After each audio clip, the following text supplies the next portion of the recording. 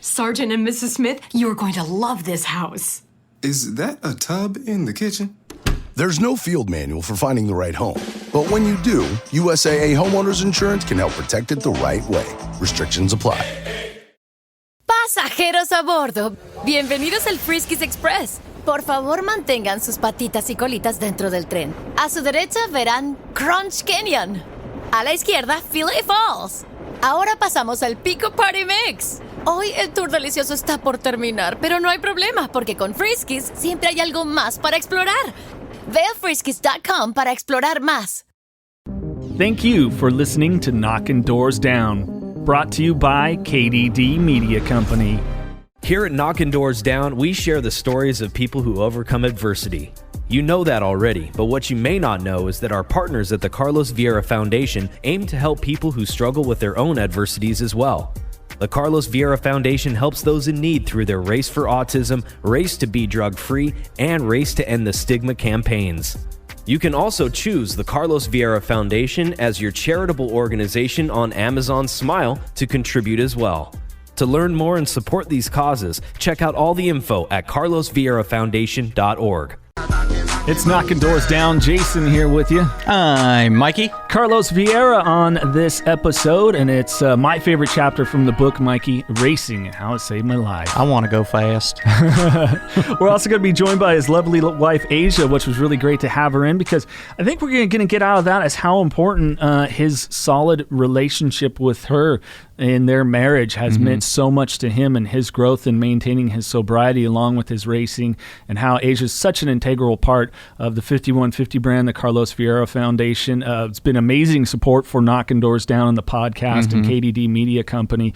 So that's one of the big takeaways that I got out of this episode that I think should be insightful for people. What about yourself? What I got from it was, well, I got a lot from it, but one of the main things is don't fucking quit. Don't stop. Don't give up. You'll hear it yourself, but I mean, you can go through the gnarliest of times, but just keep pushing. Keep pushing, get it, and you will just feel that much more accomplished when you finally achieve it. Yeah, because he talks a lot about that in his racing, because it didn't go smooth to start with at all. Definitely bumpy. No pun intended. You'll hear about that in here, so keep it that way. You know, it's almost that humbling experience.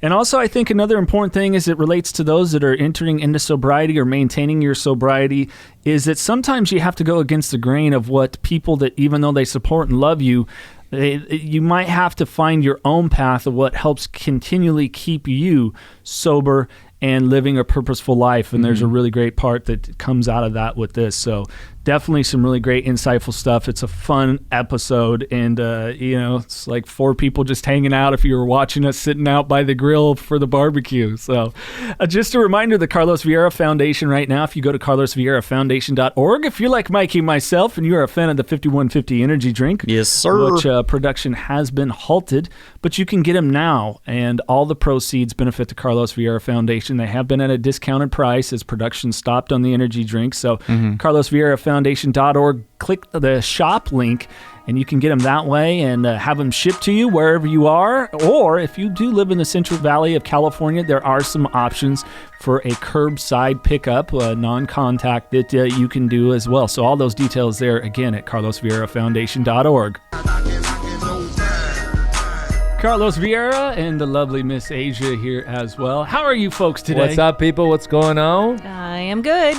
And, of course, Mikey, like we were talking about before concerning Carlos Vieira's book, Knockin Doorz Down, that we were going to discuss with you. Here we want to pull out what is my favorite chapter, racing and how it saved cars, your life. race cars. Oh, yeah. Cars that go fast. If you ain't first, you're last. That's how, that was our first conversation was about that. The first time I met you when I was still working in radio was about that. What year was that? Well, wait, hold on. My math's good. Carry the two.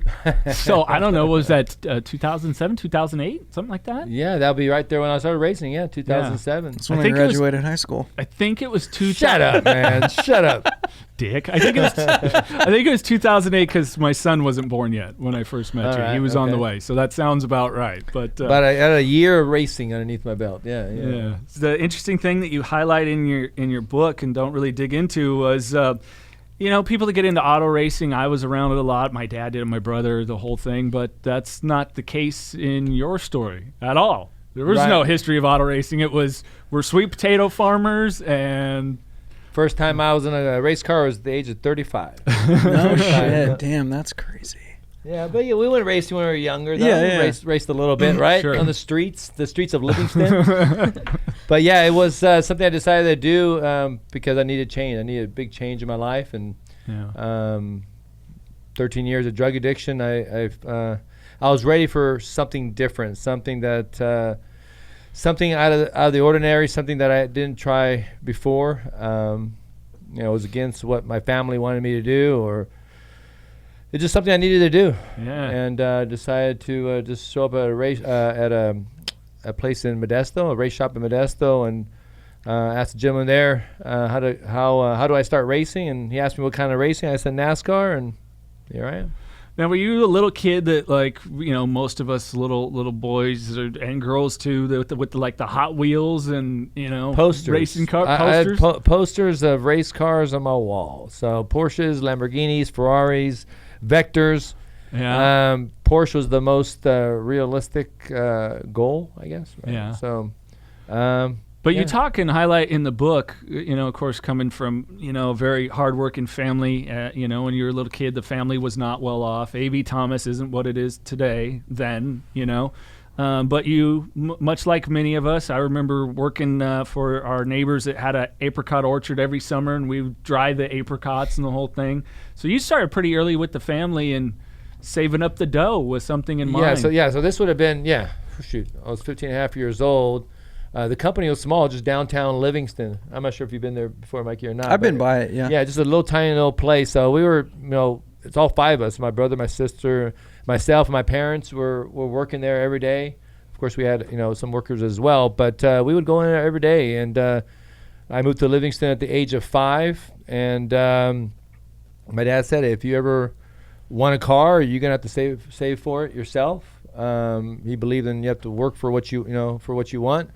And so, as soon as I can pick up a broom and start sweeping or stacking boxes, you ever see a sweet potato box, little 40-pound cartons, right? Yeah. I was there stacking them up, and no matter if I was sick or not, I remember many times my parents would take me to the packing shed sick, and just if I couldn't work, I would just be there sitting there, just because there was no money for babysitters. There was, this is how it was. So we started with nothing, and the company was still struggling or still growing at the time. But I saved at the age of 15 and a half, I had $8,500. And what did we do with that $8,500 Bought that I'm myself still a car. jealous of? It wasn't just a car. So I searched for the oldest Porsche that I can find, or the least expensive or oldest, whatever. So it was a 1971 911T. Yeah. And T stands for touring, not turbo. I would have guessed turbo. I don't know. I could not afford a turbo back then.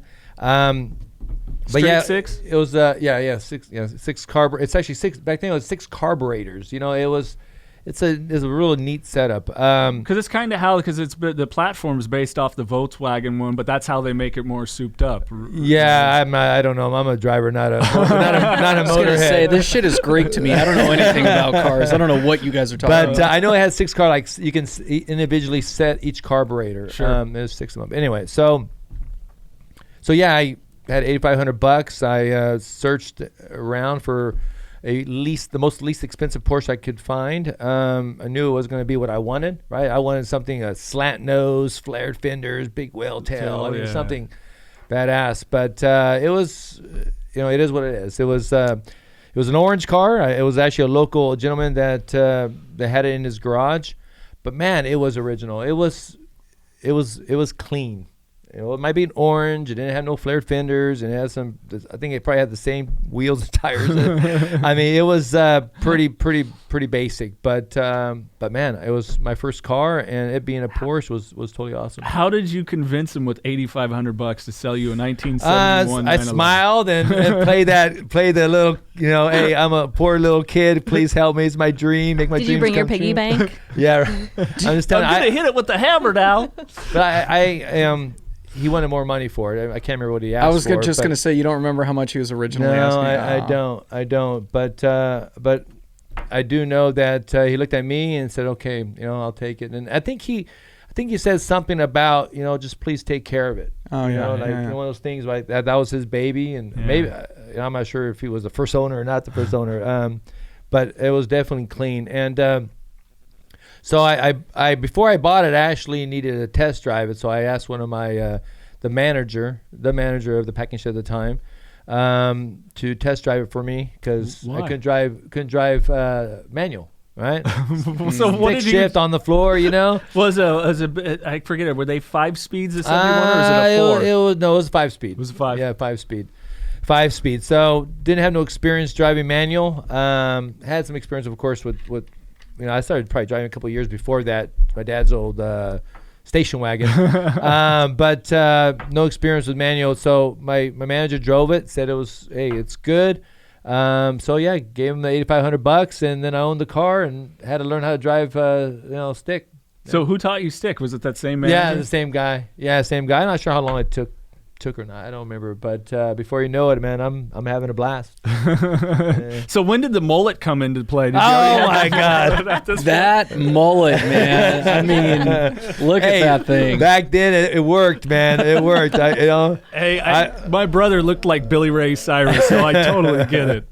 Yeah, back then it was funny stuff. But yeah, we once I got it, I slowly started converting it to what I wanted it to look like, right? So painted it midnight blue, beautiful color. Flared the fenders, put the tail on, bought some nice rims for it.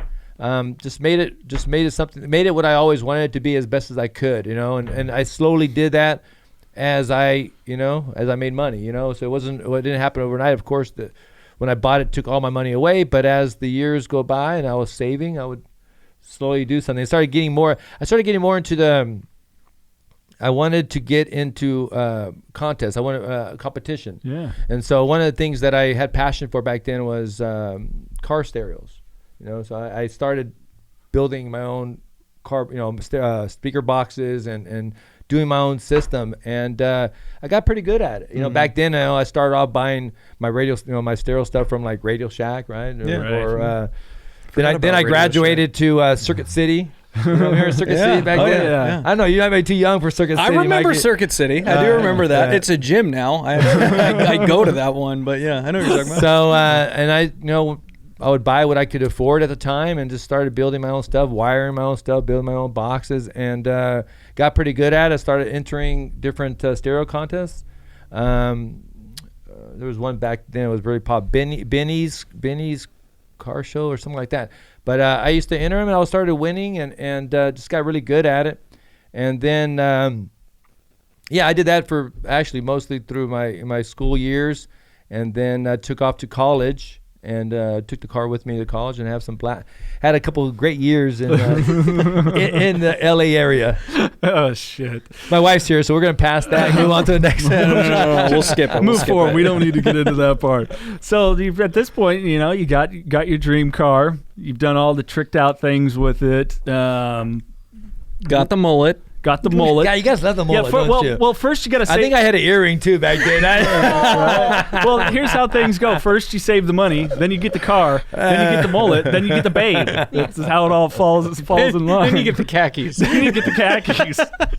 But you weren't done with the car yet at that point because, of course, the stereo stuff. But and there's a video of it. We're going to get it up there on our Facebook page where you did some other things to a Porsche that hadn't really, when you think of a Porsche, this is not the area you would take a Porsche. Yeah. So after college, I came back, and I pretty much took the Porsche where I could. It was beautiful the way it was, and I had the stereo was awesome and all that. But I wanted to continue doing competitions, and the stereo stuff I kind of did everything I possibly could there. So I started hanging out once I got back home. Livingston, there's a lot of people in a lot of Hispanics, and they were in the lowrider scene. So a lot of my friends started getting into the car shows, the lowrider car shows, and so I joined in. There was a car club. I can't remember the name of the car club now, but I joined their car club and just slowly converted my car more into the lowrider scene and bought me some spoked wheels, some triple gold Daytons, and started gold plating stuff. I started off. I mean, as I made money, I would gold plate, the fuel cap or gold plate the trim, and then I actually started gold plating my pieces of my motor too. Like you open up the trunk and gold plate. I wonder if the old owner drove by it ever and like, this motherfucker. so I slammed it, triple gold Dayton's, all gold plated stuff, and I started entering contests and I started winning. I mean, it was that hydro. I had like, it was all decked out. Like I said, the stereo. By then, I was so good at my stereo stuff. Like when you open up the front, the trunk. Open the trunk. I had all my speakers all laid out with glass, plexiglass covers all over it. Nice. And it's all hit a switch and the light all lit up. Mm-hmm. And I had one of the things that was pretty unique. I had an ice chest where actually in the front you actually open up a lid and there'd be a whole bunch of drinks in there, beer or whatever you want to put in, or sodas, I guess. But so it was, people really really liked it. These car shows, right? You open it up and they all kind of digged it. But so anyways, I did that for a while, and then a couple my friends just had this crazy idea about putting hydraulics in my car. I was like, oh my God, this is gonna chop into my car and put hydraulics in it. But you know what? I was like, screw it. I think that was like the next step, right? So I let them do it. They one day in my garage, they brought out the grinders and the cutters and welders, and they just went at it. And I just sat back and just watched these guys just tear up my car. What was going through your head when that was happening? Oh man, I don't know. To me, I was always somebody that always wanted to continue to build and grow and this and that. So this was like, to me, I was gonna be the first ever Porsche with hydraulics. Right. So to me, it was like, oh, screw it, let's do it. I was just concerned that I was gonna lose, speed. I was gonna drivability. I mean, that was. So that was my concern. Am I still gonna be able to drive this car like I normally drive it? No. It lost. But that. you could hit the 3-wheel motion. Lost that. But yeah, you hit down. Back then, it was cruising was a big deal, right? Yeah. Cruising McHenry and Modesto, or Main Street in Merced. And man, you're cruising down Main Street, and you got, back then it was bumper to bumper cruising, right? I mean, people everywhere. You pull up, somebody pulls up next to you, and they're hitting their switches at a stop sign. All of a sudden, you hit yours. Man, you want to see some eyes wide open and people tripping out. Man, you got a Porsche with hydros, yeah. And even too, we got it to the point where it was hopping too. I mean, that's pretty crazy stuff. But so I continue entering into car shows, and my goal was to go to the Las Vegas Super Show, which is the biggest show back in those days. And I did won that show. At the same time, Lowrider Magazine heard about my car and got a hold of me. Is that when you had started your own club though by now? Yes, I started my own club, Players Car Club. That was Was that also with a Z?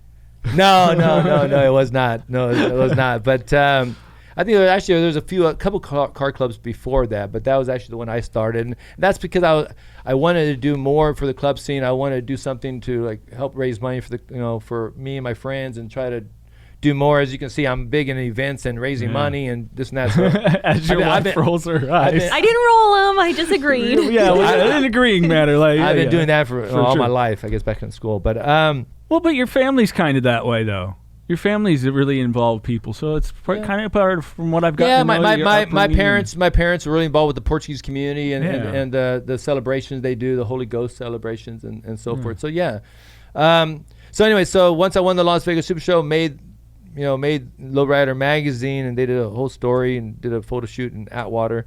It was time to give up that part of my life with the Porsche, and so I started converting it to my original dream, which is the poster that was on my car, my wall, which was a 930 slant nose. Yeah. So then I had to get to a shop in Atwater, and they chopped the whole thing off. Of course, got all the hydraulics off, all that stuff off, and slanted the nose. I mean, it was crazy. If you ever Google the old, I'm not sure what year that was, but it was a 930 slant nose. So it went from a blue to a beautiful red, and then before it was done, shit started happening. Yeah, that's kind of course, of people. Then that's if you read my book, then things start going really bad. Yes, of course. And if you want more on where things went from there with the Porsche saga, as we could call it, you definitely have to get Carlos's book, Knockin Doorz Down, available at KDD Media Company, or you can go to Amazon, get the hardback, paperback, and ebook there on Amazon by searching under the books for Knockin Doorz Down. And so, of course, kind of picking up from there, and as the book does, it takes through your period of addiction, your struggles, and getting into sobriety. And now let's jump forward to what the hell motivated you to just decide, I'm going to go into talk to Mike David at David's Racing in Modesto, let alone to pursue, NASCAR racing. Because, and people that hear 35, which is a great thing, and why the Knockin Doorz Down title it plays so perfectly into everything we're trying to convey with people is most people would go, you're crazy, or it's a waste of time. And no, for you, it was a necessity. Yeah. So this, when I got back from college, when I came back from college, that was the early 90s, right? And so the story I just told you guys about the Porsche and the car shows and all that was the early 90s. And so from, I don't know, was it 93 or so to 2007, it was just my life on drugs, from going, being the worst, locking myself in the house for a full year to binging back and forth over all those years. And, numerous arrests, numerous drug rehabs, lost a couple marriages, 2 kids I spent no time with. I mean, just a lot of stories in those 13 years that the book talks about, and my struggles and my desire to want to be clean and stay clean, because I would get clean for a period of time and just fall right back, and every single time I would get clean, I swear to God, to this day I can say this with all honesty, man, I told myself it would be the last time. Last time. And so when I went to drug rehabs, I gave it 100%. I mean, 100%. I was there, focused, learning, and then I come back home and I'll be clean for a month, 6 months. I mean, it was just different periods of time, and I just go right back to it, and it just was it just like out of boredom, or you just number one reason is boredom.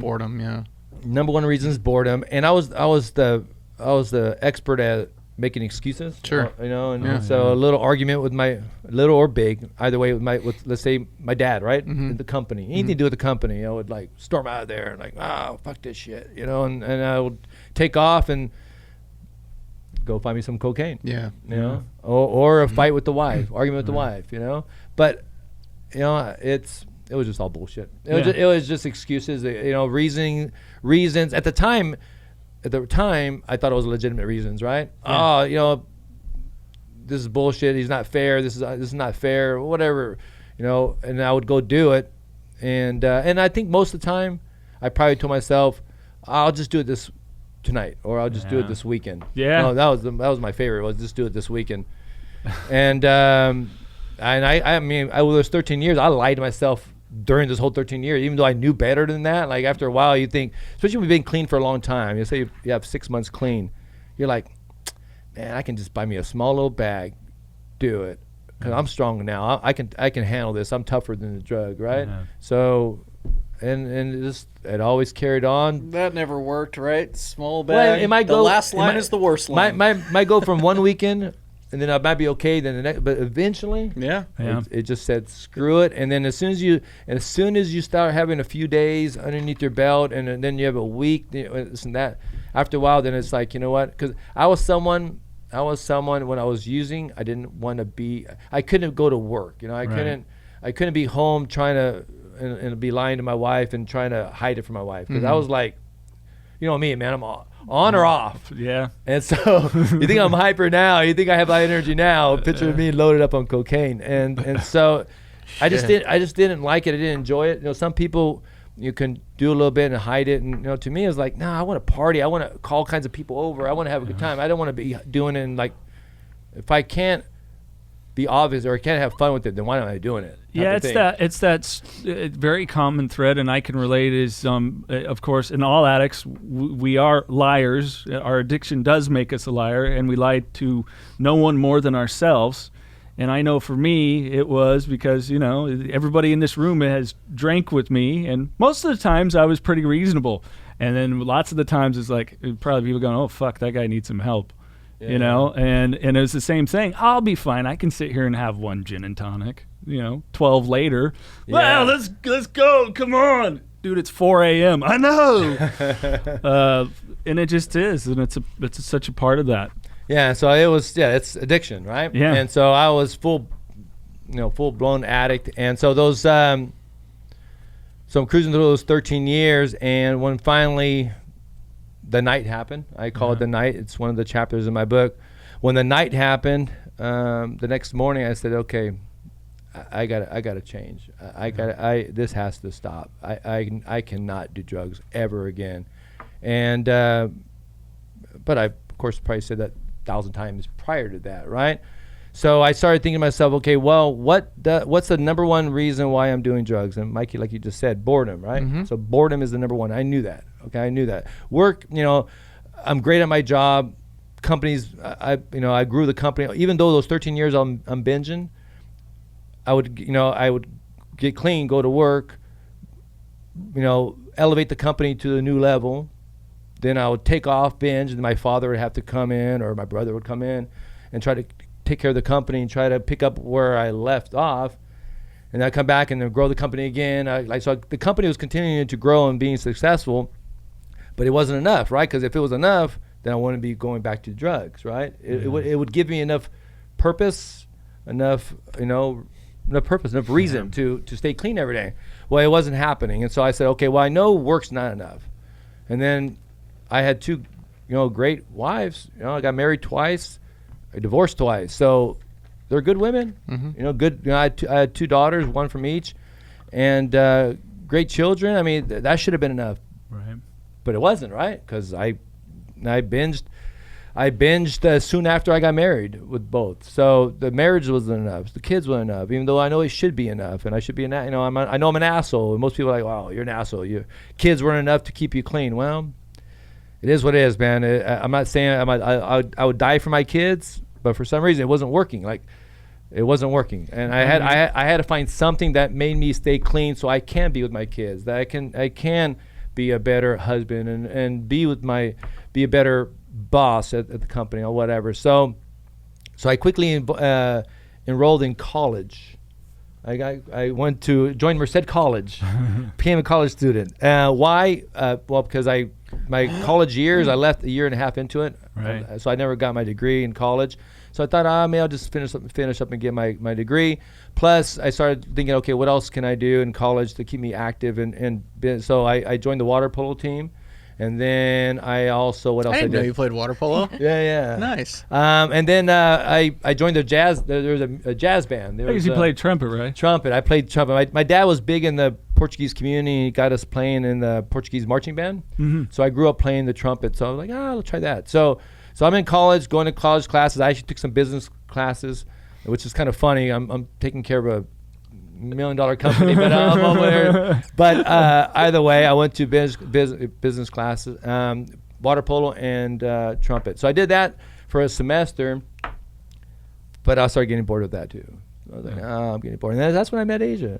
During that time, sort of, right? I met you just before that. Just before that, yeah. So there's a story with that too. But so Aysia's watching all that, right? You're seeing this happening and so forth, and she knows why. She knew a little bit about my past, right?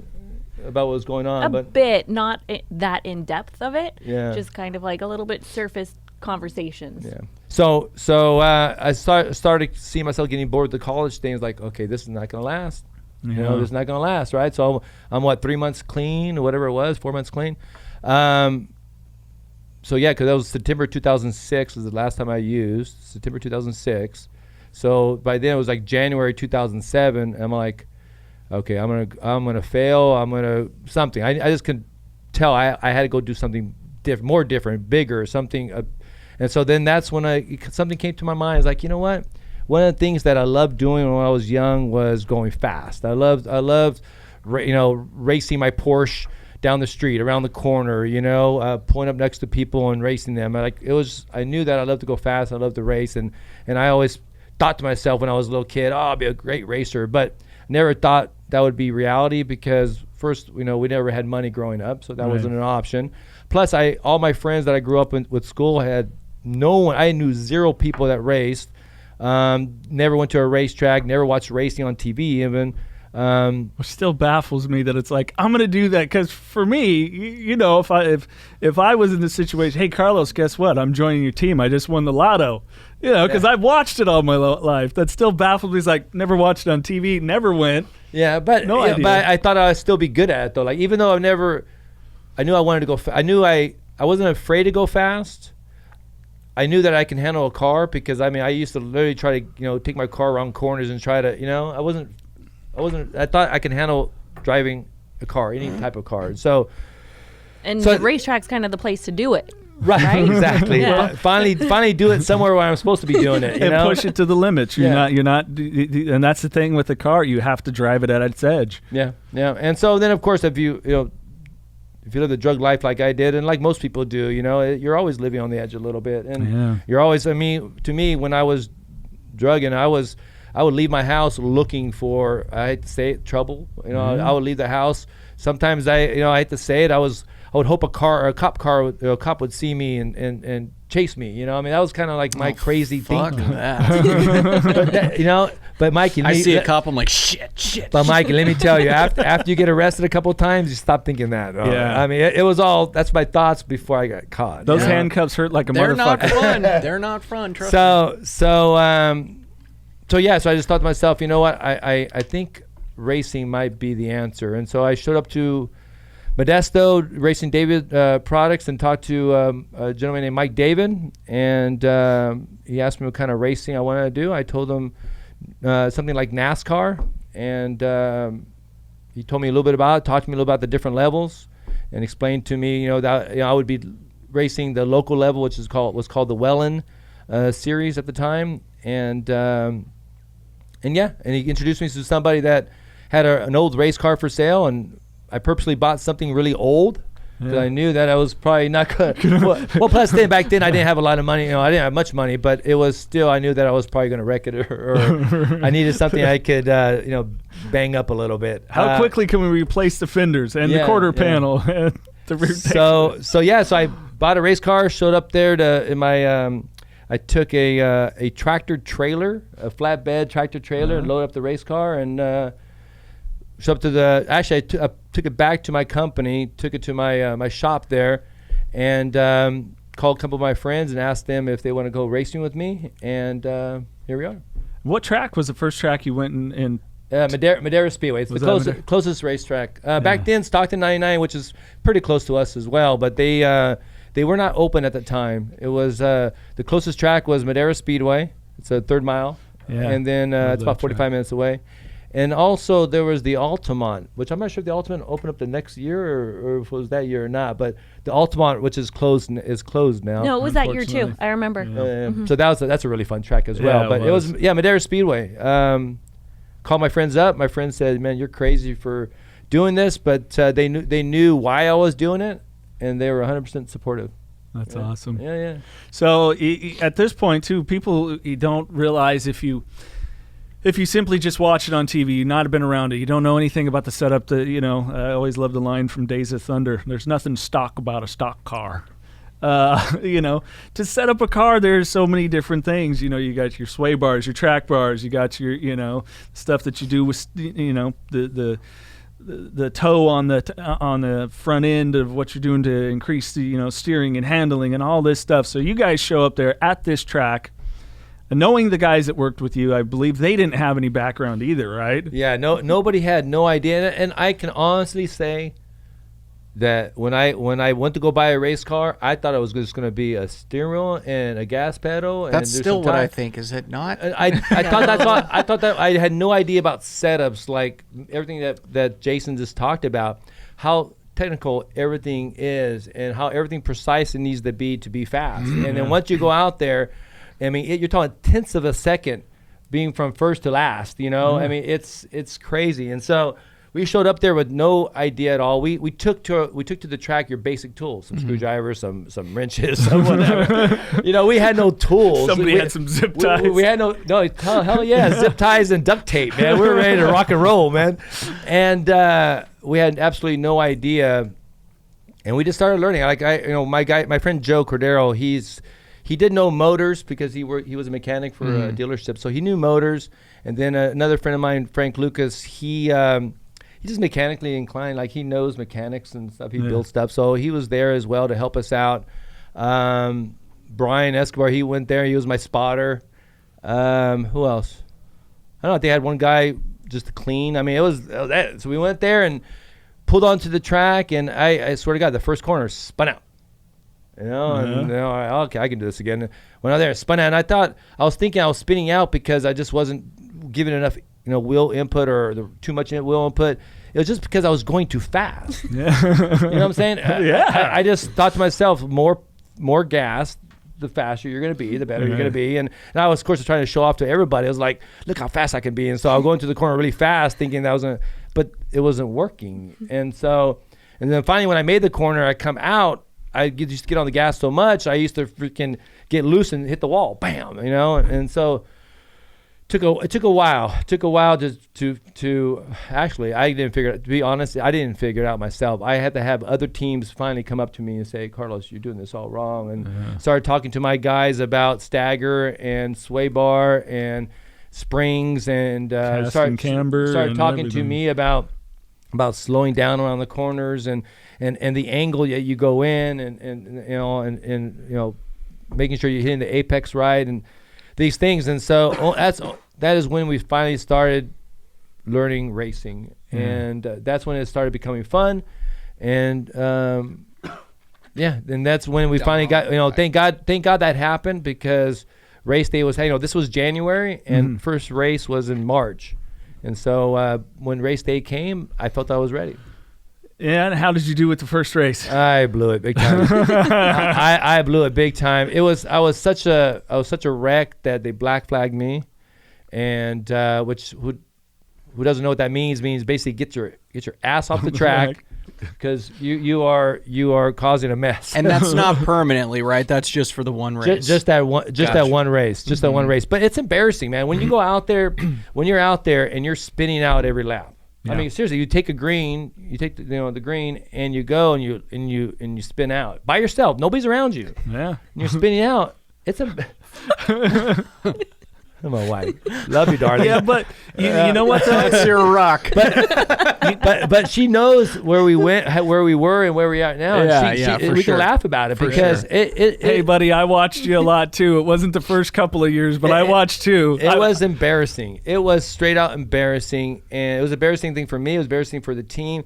And now, but you guys were having fun. No, not right there in the beginning. No, when you're spinning out. I think I can show you a picture where you have half of a car left, and you guys have big ass smiles on your faces. But before that day, I got black flag for spinning out. I think the next race, I broke the car. Like I used to have a problem coming out of the corners, and I used to be on the throttle so much, and my back end used to hit the wall so bad that my whole rear end would like shift over, Yeah. And so I don't know how many black flags I had. It's probably a good few, and and the wrecks and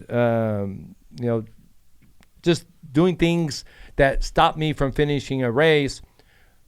When we finally did take a checkered flag, it was so exciting. I'm talking about. We had no fenders. We had no door panels.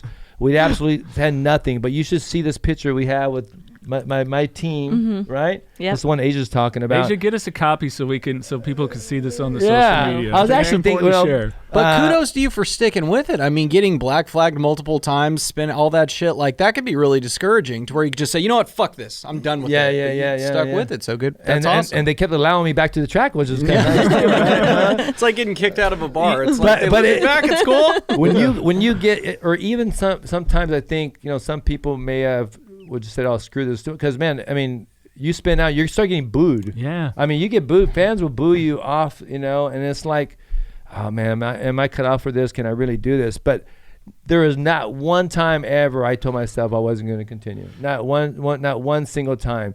And so I'm just so happy my friends stuck with me, and we got that first checkered flag, got that first picture, and then and things just got better from there. Because once you learn how to do, like once you get there and you do it once, then you start learning how to do it again and again and again. And so it just became easier as time went by. It takes me back to two things. A couple episodes back, I think it was the intro for David Siegel, we talked about the importance of failure in life in general towards success, and a lot of people, and how we can be so hard on ourselves.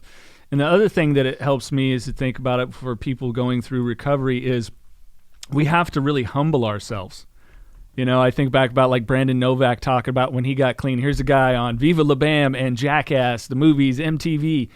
He became a waiter just after getting clean. And for you, the humbling experience was this thing where it's like, I'm this guy that's pushed all these limits, and it's like, dishwasher. This fucking car is kicking my ass, but you're not going to let it. It's humbling. Right. No, for sure. And I mean, you really think about what I was pretty much like, why not, or I have to. I had that attitude where I know what I was doing. Yeah. You know, so what can be worse than that, or you know, I don't know. It was just something something told me there's no way in the world I'm going to quit, and I'm going to keep doing it.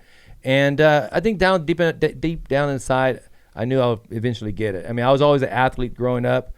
You know, I didn't know anything about mechanics or you know, setting up cars and so forth. But just being an athlete means I love competition. I love winning. I love doing well. I love, you know what I'm saying? So that drives me. And so I just kept at it.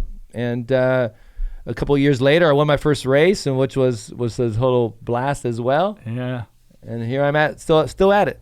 Yeah, I know. I remember. I don't recall if it went out on social media or where I read it. I remember, congrats on the first one, sending you a text, because it was cool. It's for anybody out there that's really listening. You're hearing Carlos's story is, and you enter your sobriety or whatever your adversity is don't give up. You are going to have setbacks, and it's all a part of those necessary failures in the learning process. Right. You know? And I also think one of the messages too that I hope that people get from this conversation we're having, but also from my book too, is if you want change, long lasting change, sometimes you have to do something against what other people might think, or you know, something you might be afraid of, or you just have to figure it out yourself. I got a lot of people that come to me over the years and say, Carlos, you know, I got a friend that's, you know, addicted to drugs, or a kid that's addicted to drugs, or whatever. You got any advice, or what can I do? And I said,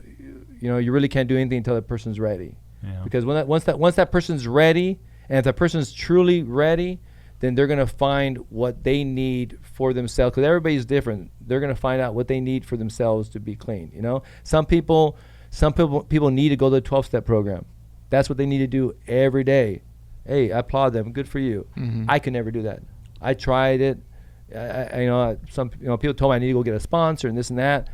Just wasn't my thing. You know, my thing was racing, and I can't say it was only racing, because soon after I started racing, right when I started racing, is when, you know, I created the brand 51FIFTY and started my foundation. So I think all three together has helped me stay clean over all these years, and at the same time help people along the way. Yeah. Well, and that's what the thing is about, is a purposeful life. Aysia, what was it like for you then coming into Carlos's life right around the time? Because, you know, I mean, well, you guys have been together, but just had your 10th anniversary, or is it 11th? Ninth wedding, but I met him in 2006. So I met him before the night. But when it came to racing, he was like, hey, I think I'm going to buy a race car. I want to start racing. And I'm like, okay. And then like not too long later, he's like, hey, I bought a race car. I'm like, whoa, someone's actually doing what they're going to say they're going to do. And it just kind of went from there. Was that new for a man to tell you something and then them actually do it? Because we're pretty full of shit. Yeah, I think so. Like, he's been a person that I've met I told about 4 girls I was buying a race car. Yeah, he's always been that person that when he says he's going to do something, he's going to do it. Yeah. How no matter how crazy it may be, he's gonna do it. Well, we're sitting right here in this studio. Now when I say that, she's all great. Now what? I said, hey babe, come here. I got an idea. Oh shit. Now what? Well, correct me if I'm wrong. Didn't you guys go skydiving like on your second date or first date? I think it was the first time. I remember hearing maybe the that. second. You were just talking about it the fucking next day, skydiving. Yeah, no, we were out to dinner with friends, and I was like, oh, yeah, no, skydiving, that's crazy. I can sit on my couch watching someone do it, and it gives me a thrill. He's like, cool, let's go. Then we were, but the first weekend that I was here, he took me on the Hayabusa, and we were going 185, and I was on the back. Oh, shit. So... She liked to go fast too, though. So it's yeah, I'm aware of this. So she likes some racing. She's been there like all the races pretty much. I think that I missed one and you won. Oh yeah, one of the ones I won. Yes, she was there. But we grew up. In fact, I think we even went to your mom. Took your mom skydiving. Yeah, my mom right? went skydiving. Yeah. She didn't bring her ID like I told her to, so she had to use She's a little mine. crazier So than the you guys whole think. She's video, pretty they're crazy. like, "Go Aysia, go!" My grandma's friend just went skydiving. She's 87, 88. She went skydiving for her birthday. And I don't see the point of jumping out of a perfectly good airplane. But if that's something somebody wants to do to get a thrill, like, more power to you. But fuck, I could never do that. I think it's necessary. Look at that. We got the picture here that showing us of the car just torn the hell apart. Oh, shit. That's too awesome. So, of course, in the book also, Carlos, you do touch on the importance of the 5150, the number, the brand, and everything else. And, of course, the background on that, which people can go and find the background of it and where that really came to your head. But, what is it for you guys, Aysia, yourself, and what, not just 5150, the foundation, and what it means for you? Because people don't realize that the first opportunity to do charity came about because of the racing. You asking her or you asking me? Well, we'll start with you. So if you get a chance to pick up the book and read the chapter called The Night, it talks about when the thought came to me of creating the brand 5150, and so once I created the brand 5150, that gave me the reason gave me the answer I needed from a number for my car, right? Number 51, and then also the logo that you see in all the different products that you buy that are 5150. But also, once we show up to the racetrack, we were approached by Valley Children's Hospital, and our race team raised more money than any other race team, and so we donated that money. And I saw an opportunity there to utilize team. Back then, we were called Team 5150, right? It was Carlos Vieira Racing Team 5150. So I looked at the opportunity to use Team 5150 to raise money by doing different fundraisers and donating it to different organizations. So we did that at first, and then soon after that, we decided to launch our own campaign called Race For Autism. And so that was in 2009. We raced. I raced that year almost, I think it was 35, 36 it was races. Crazy. I raced almost every weekend. Yeah. I decked out my car with puzzle pieces, and we were known as Team 5150, the team that raises money to help families with autism.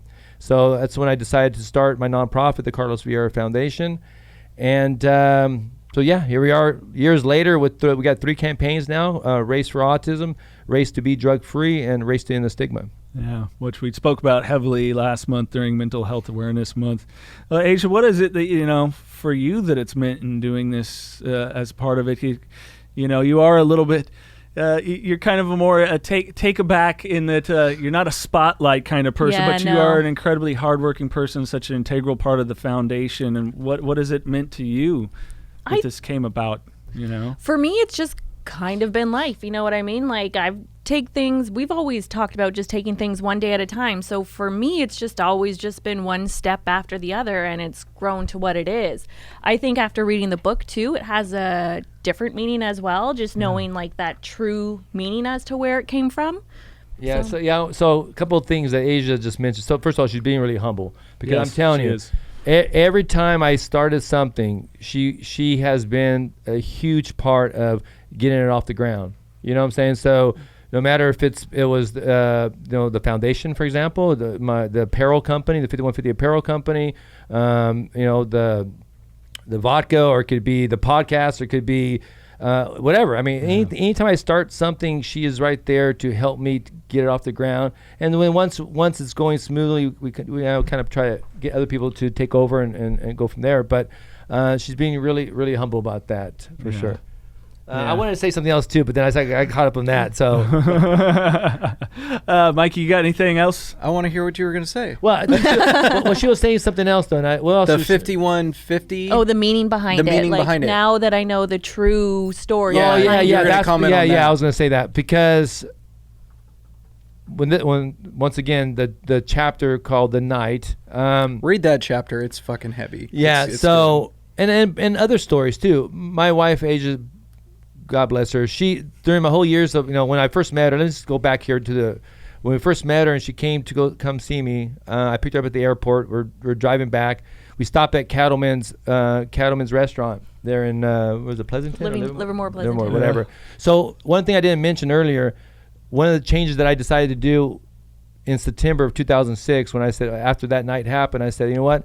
For me to make sure that I am thinking straight, and that I'm going to stay clean, I promised myself I'm going to go 1 year with no substance at all. And so back then I was a smoker, Right. I was a drinker, right? So I told 1 year I'm going to do no drinking, I'm going to do no smoking, and of course no drugs. So it was complete cleanliness, clean. So man, I knew I was going to be bored as hell, right? So Sure. Anyway, so then you guys know the rest of the story, right? But anyway, so I picked up her at the airport. We're driving back, and we stopped at Kettleman's, and so we're there. And the first thing I said when she sat down, because we actually sat, I think, at the bar area, right? Yeah, like Just a high top. because all kind of in that same area, right? And so I said, "Babe, I got to tell you something." She's like, "I think now." I was like, "Dear Lord, please don't tell me you're married." And I said, "Hey, I don't drink." And she just kind of said, oh, okay. And it was kind of continued on. I thought for sure she might ask me about, hey, how long you been drinking? Sure. What's that about? Blah, blah. She just blew right past that and then moved on. And so over all these years, she never really dug into any of my past. I told her, she knew that I had a heavy drug, past and I was addicted, and she knew she knew about a lot of the stuff, but not the stories. And so this book talks a lot of stories that she never heard of. And so she, I told her I was writing this book, and I asked her if she wanted me to kind of share some of what it was going to be about. She said, you know what, I don't need to know anything. If there's something you need to do for yourself, go ahead, I'm good. And she just let me do it. And I thought that was pretty cool, because I think some people would be like, oh, how is this going to embarrass me, or how is this going to affect our relationship, and this and that. But she was 100% supportive of that. And the story about the night, the chapter, the part about the night, no one knew. No, I not one soul knows the true reasons of all of this. How did I, or why did I create all this? Everything we've been talking about today, and why did I start racing, and why did I create the things I did, was because of that night, and not even my wife, or no one knew. And so I just want to say I love you. Thank you for that. It's awesome that she's done that over the years for me. Yeah. You lucked out there, my friend. You lucked out, I gotta say. Well, Mr. Rocky, you got anything else? Yes, one more thing. Go for it. You ever still want to race cars when you see it at a red light? Just out and about off the track? You ever get the old urge when you were younger? So Aysia was just talking about my Hayabusa. I own a Hayabusa. I own a Harley. I own a fairly new turbo Porsche. I mean, it's... and honestly, I never really ride the bikes anymore. My Porsche is parked there. I don't use that breaks my fucking heart. I don't use it a lot. Not because I don't love bikes. I don't love the Porsche, but that my thrill, is at the track now. I take care of that urge to go fast and to the competition and all that. I do it at the track. The weekends that we do have free now to ride the bikes and stuff like that, not anymore. We're at the track. Well, so yeah, that too. But it's I don't know. I think more and more now. I got my F-250 that I love cruising around. I'm cruising around in. The speed's kind of. But now he's still gotten his speeding tickets here and there. Well, I've been a lot, but yeah, I used to file my speeding tickets. And I used to. I swear to God, I used to file them. It was so bad. But now thinking about that Porsche, we got to dust that thing off. It's been a couple months. Yeah, would you do it at least for me, please? Yeah, because I was gonna say, you did have that Audi and that had that Lambo engine in that. So I love that car. I know that thing had some get up and go. I do recall. Yeah. But I think my I don't drive. You're joking around a little bit, but my speed on the freeways is not like it used to be, right? Remember, I used to. No, you said that you did that. You never did that with me, and I thank the Lord because I would not be able to stay in that car. Yeah, I'd be like, I got car sick. I got some. Yeah, sorry about that. Yeah, it was before her, but so yeah, you leave it on the track. You leave it on the track. Yeah. Okay. I think Mikey's an urge to go racing or something with me. What are you trying to say? As long as you're driving, I'm not an aggressive driver. If you got him in that Porsche, he would be leaving some stains in his shorts, my friend. I'm an aggressive driver to an extent where, like, I lived in Los Angeles at one point. You can't be a wuss driver there. You have to be aggressive in that. So I'm aggressive in that sense. But when I'm like on a freeway by myself and it's an open, I have gnarly road rage for sure. I'm not denying that. I have crazy road rage. I will scream at the top of my lungs. I know that old lady that we went by the other day. She was frightened. She had it coming. I didn't tell her to fucking pull in front of me at 45. It's not my problem. Get the hell out of the way. Anyways. Carlos, I would like you to be able to, wrap it up for us. Is just the importance of maybe, and the encouragement to anyone out there, especially, and I think it could translate to someone of any kind of trauma and addiction. The importance of something that is maybe outwardly selfish, but it's intrinsically become something that has become so selfless for you. The racing's really brought so many opportunities that it started as simple as going out, doing it, not giving up. Had you have given up, there would have never been the day where the Children's Hospital came about and said, hey, we want to raise money. And then once you saw money being raised, it's like, we can do this all the time. So what kind of words of encouragement can you lend to people to find something purposeful that is for them, and there is nothing wrong with that? Yeah, well, I think first is be honest with yourself. You really have to be honest with yourself and not try to pretend that you're something that you're not. You have to look deep down inside and say, what am I good at? What am I not good at? What's true, what's not true, and be okay with that. Be okay with who you are. Find out the things that you need to work on. Find your weaknesses and try to find things that can keep you focused and keep you driven. And I'm very ambitious.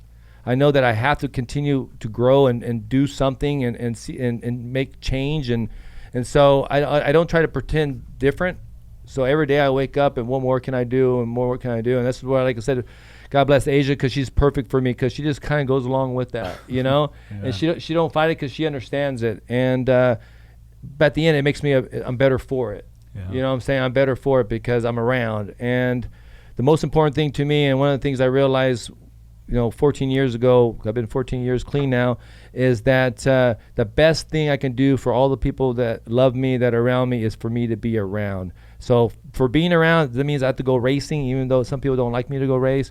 Being around means that I have to do all, start new companies or donate my time for the foundation or whatever it is. It's what I have to do. And if you love me, you support me. If you don't, well then, I rather, it's best you stop being around, because this is what I need to do to stay clean, and this is what I'm going to continue to do. Yeah. Well, thank you, Miss Aysia, for coming in. You're welcome. Always a pleasure. Carlos, my brother. Brother man, what's up? Thank you very much for sharing. Man. And of course, thanks. Everybody, don't forget, you can get the book Knockin Doorz Down at kddmediacompany.com, or go to Amazon, get the paperback, get the hardcover, or the ebook there as well. The Knockin Doorz Down book shares all the history and inspiration behind the Carlos Vieira Foundation and how it all started. All proceeds from the book benefit the Carlos Vieira Foundation's Race to Be Drug-Free campaign. So what's that all about? Through the Race to Be Drug-Free campaign, Carlos Vieira Foundation raises awareness about drug abuse, donates to drug-free programs, and brings drug-free speakers into schools to educate youth. The Race to Be Drug-Free campaign's main program is the Gloves Not Drugs boxing program. This program is completely free for kids between the ages of 8 and 17 to learn discipline, strength, respect, camaraderie, and the art of boxing and Brazilian Jiu-Jitsu. The program was created to keep kids off the streets, out of gangs, and away from drugs. For more info and to get involved, check out carlosvieirafoundation.org. Well, thank you again to Carlos and Aysia Vieira coming in, talking my favorite chapter of the book, Mikey. Racing and how it saved my life. Because if you ain't first, you're last. Get it done, That's buddy. all that goes through my head with racing. I'm sorry. Will Ferrell ruined it for me. I know you're not a big auto sports guy, but it is really insightful and it's cool. Again, I really loved how Carlos spoke on how it was what worked for him despite who did or didn't support it. Sure. And also you hear so much love between him and his wife and how much he adores her that any of the passions he's pursued, not only has she been supportive, but such an integral, hard-working part of it. Sure, yeah. And it's definitely something we've seen firsthand, which I think is key for any type of relationship, a working relationship, a marriage, whatever it is that maximum effort. And I know that, that's one of the pleasures about working for Carlos. Sometimes it's the challenge, but that he expects a maximum effort to the best of your ability. And, it can be frenetic and inspirational to be in that kind of environment. That's what I'm saying, man. He has his eyes set on one prize, and you just go for it. And it's a good thing to be a part of that. As us working for KDD, so we're a part of that now. I love it. Yes, sir. Yeah. And headed your way, we got some great episodes coming for you. We got none other than Megan Leach. Megan. She's an awesome lady. You hear her story of a family background of addiction and how she fell into opioid use. And that'll be the first week of August. That'll be that next week, actually, 1 week from today that comes out. And then, of course, Luke Wallet. Yes, it's Luke Wallet. The following Thursday, he has a background of opioid addiction, but his came about totally different circumstance. It related to his thriving to become an NFL star and injuries. Wrong team, though, but yeah, NFL star, yes. Yes, he wasn't going to be a Niner. So I don't care about it. I'm just kidding. It's a great episode, great people, good stuff coming. He's a good man. And so we're looking forward to hearing that because two very different stories. The same addiction, though, of opioids, and it's so frightening. Yeah, how easily addictive it is and how off track your life can go like that. Yeah, absolutely. And speaking of that, we'll also speak with Chris Jensen, who various addictions throughout his life comes from a very strong family background of addiction. Incredibly insightful issue because he is working in helping keep the youth off of drugs and alcohol. That's right. And, just an amazing individual. It's another kind of reminds me of speaking with Tony Hoffman of where there's a lot of deep information because he's using everything he went through and he's now such a resource for sobriety and a great guy. So really looking forward to that. Then we finish out the month of July, an amazing woman, Casey Johnson. Oh, yeah. And Casey Johnson, if you don't recognize the name, she was at Columbine High School, and she was actually shot during the events that took place there. I get chills when just hearing about that. I know. Yeah. And she is just phenomenal. We highly recommend you look her up. You can search Casey Johnson, Columbine. You'll find her website. Not only is she doing great inspirational work, but she's also doing awesome blogs that help with parenting and a lot of things that she's doing.